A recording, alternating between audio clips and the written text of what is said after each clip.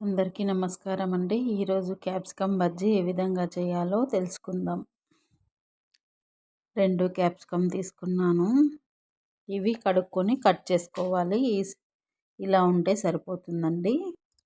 1 cup శనగపిండి తీసుకున్నా అండి. కొద్దిగా సాల్టు, కొద్దిగా పసుపు, జీలకర్ర, వంట సోడా,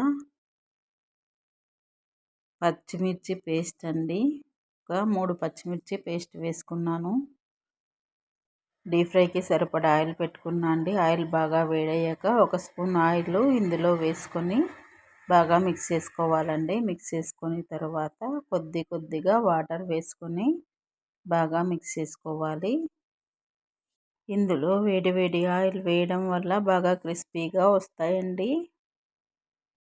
పిండి ఇలా ఉంటే సరిపోతుందండి. కట్ చేసుకున్న క్యాప్సికమ్ ఇందులో వేసుకొని నేను చూపిస్తున్న విధంగా ఇలా వేసుకోవాలండి. అన్నీ ఇదే విధంగా వేసుకోవాలి.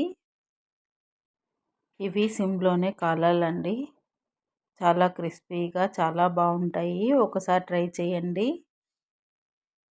ఒకవైపు కాలిన తర్వాత ఇంకోవైపు టర్న్ చేసుకోవాలండి. టర్న్ చేసుకొని బాగా కాలాయండి. ఒక ప్లేట్లోకి తీసుకోవాలి.